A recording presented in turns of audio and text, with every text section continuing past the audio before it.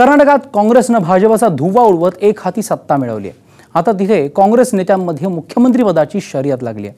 पण काँग्रेसचे नेते सिद्धरामय्या यांची मुख्यमंत्रीपदी निवड होण्याची दाट शक्यता आहे। या संदर्भात चर्चा करूया सकाळ माध्यम समूहाचे मुख्य संपादक श्रीराम पवार यांच्याशी। सर, कर्नाटकमध्ये प्रथमच मुख्यमंत्रीपदासाठी नेत्याची निवड गुप्त मतदान पद्धतीने झाली। काँग्रेसच्या परंपरेनुसार कायम पक्षश्रेष्ठी मुख्यमंत्रीपदाच्या निवडीचा निर्णय घेतात। या घडामोडीचं तुम्ही कशा पद्धतीने विश्लेषण कराल? मोर्चेबांधणी आतून केली जाते। उघडपणे मी दावेदार आहे असं सांगण्याची पद्धत नाही, प्रघात नाही। पण सिद्धरामय्या निकाल लागल्यापासूनच सांगत होते की मी सर्वात आघाडीवरचा उमेदवार आहे। त्यांची स्टाईल किंचित काँग्रेसच्या नेतृत्वातून वेगळी आहे, कारण ते मुळातून जनता दल यसमधून किंवा देवेगौडांच्या पक्षातून काँग्रेसमध्ये काही वर्षापूर्वी आले होते। गुप्त मतदान पद्धतीनं मतं आजमावली गेली आणि जो काही कौल निवडून आलेल्या आमदारांनी दिला तो मान्य करून लगेचच मुख्यमंत्रीपदासाठीचं नावही जाहीर करण्यात आलं।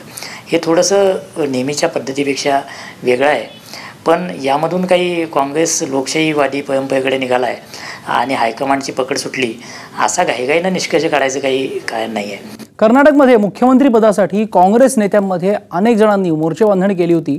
या सगळ्यामधून सिद्धरामय्या यांच्या नावावर शिक्कामोर्तब झालं। सिद्धरामय्या यांना एवढा पाठिंबा कशाच्या आधारावर मिळाला असं तुम्हाला वाटतं सर? एक भाजप हा येडियुरप्पा जाण्यापूर्वी लिंगायतांचा पक्ष म्हणून ओळखला जायचा। देवेगौडांचा पक्ष हा वक्कलिंगाचा पक्ष म्हणून ओळखला जायचा आणि काँग्रेस या दोन जमातींचं प्राबल्य कर्नाटकामध्ये प्रचंड आहे।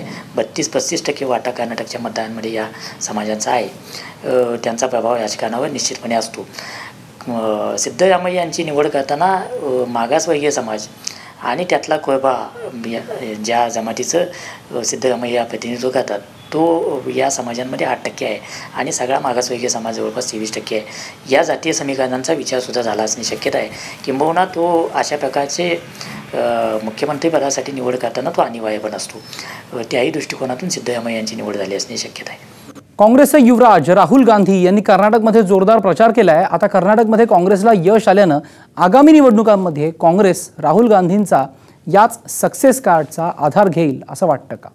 कर्नाटकमध्ये एक विशिष्ट परिस्थिती होती आणि भाजपनं ज्या प्रकारे अतिशय वाईट कारभार केला त्यावरच्या नाराजीतून काँग्रेसकडे लोक परत आले। हा त्या निकालाचा खरं अर्थ आहे। लगेचच राहुल गांधींच्या नेतृत्वावर शिक्कामोर्तब झाला असं म्हणायचं काही कारण नाही। निश्चितच, पण महाराष्ट्राच्या दृष्टिकोनातून कर्नाटकमध्ये झालेला सत्तापालट आणि वर्षानुवर्ष प्रलंबित असलेला सीमा प्रश्न यावर आपण काय भाष्य कराल?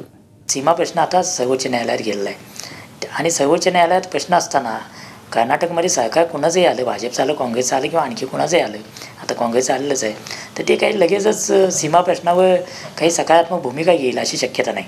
म्हणजे हा प्रश्न आता सर्वोच्च न्यायालयात नेल्यानंतर त्याच मार्गाने सोडवावा लागेल, पण त्याचबरोबर लोकमताचा दबाव आणि वेगवेगळ्या निवडणुकांमध्ये हा जो काही मराठी भाषिकांचा आवाज आहे तो सतत दाखवत जावा लागेल। त्या दृष्टीनं या निवडणुकीत काही चांगल्या गोष्टी घडल्या।